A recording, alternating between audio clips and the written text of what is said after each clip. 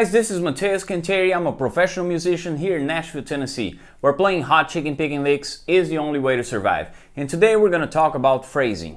One thing that I notice when talking to students is that a lot of people do know the pentatonic scale, the major one and the minor one, and even some modes and stuff, but they are only efficient over certain chord shapes in certain parts of the fretboard. For example, if they're playing in A, they will show me some stuff like, yeah, I know the pentatonic, and they'll do like, that kind of thing here, and then they'll jump to this shape right here and do some stuff there. There's a lot of gaps, a lot of space in between that is not being explored. And some shapes are, kind of unusual for most people, and that's what I'm going to talk about today. I feel like if you spend some time with the shapes you're not so familiar with, chord shapes, how to phrase over certain chord shapes that are not, so usual, your phrasing is going to go to the next level because you're not leaving any gaps, and your flow is going to be a lot better. How you connect your ideas, you're never going to be lost. There's always going to be a solution near where you are. The shape we're going to talk about today is this one. We're still talking about A. So this is the D shape, and the major pentatonic around this shape is this one. It's very important that you can look at the chord shape and see that whole major pentatonic scale around it. You don't have to think much. It's very visual. You got to look at it and see the scale, so practice until you get to that point. So we're gonna do some major pentatonic licks first. I want to demonstrate that you can get a good sound out of any shape. So let's get to it. First idea is this one. Very simple. 1, 2, 3, 4.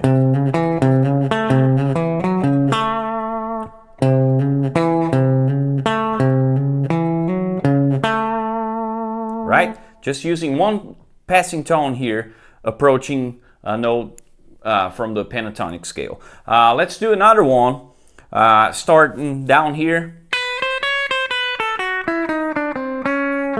One more time. So check this out. We have these two notes in the pentatonic scale. I added a chromatic passing tone here. And then here on the G string, we have these two notes, and I added this jazzy enclosure, but basically they're all passing tones. So you see how I'm making my way from this note to that note, and when I almost get there, I skip it and approach it from half step down. So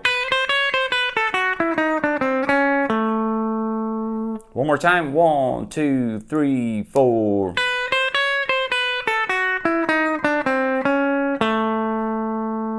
Here's another one.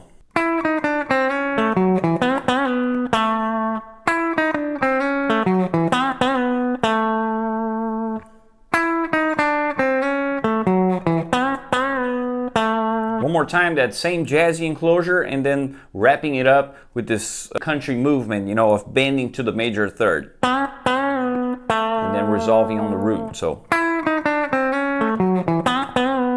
right there we have three major pentatonic ideas.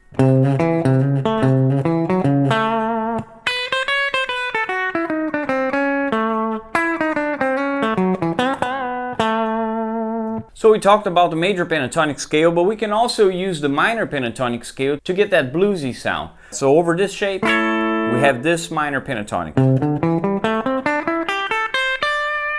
So here's a really cool minor pentatonic lick we can do. We're going to use the blue note, which is just another passing tone, and some double stops. We're going to start by putting our pinky here on the root, 10th fret of the B string, and then we're going to play the 8th fret of the G string and slide it to the 9th fret. So from the blue note to the 5th, and then back here to the blue note and a pull off. So look how we're creating this double stop sounding line just by holding that pinky on the root and phrasing on the top string.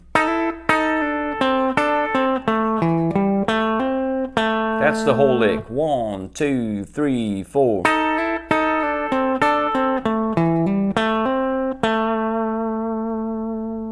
And we can also mix both scales. So use some notes from the minor pentatonic scale and some notes from the major pentatonic scale. Let me show you a lick doing that.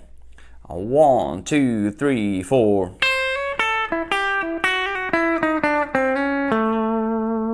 One more time.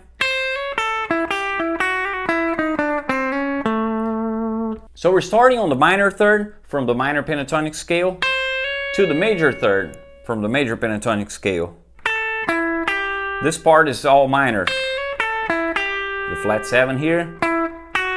And then from the 6 to the flat 7, so again going between both scales. And then again that jazzy enclosure that we talked about before over the major pentatonic scale. So there you have it. You have plenty of licks you can do with the major pentatonic scale, minor pentatonic scale, and then mixing both.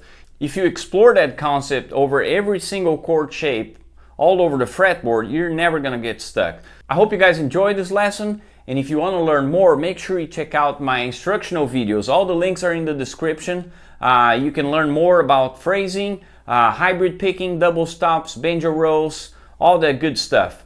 You can also join my Patreon for only $5 a month and have access to a ton of solos, PDFs from the lessons here on YouTube, and you can also book an online lesson with me. Just reach out through my website and let's jam together. Thank you very much, and I'll see you next time.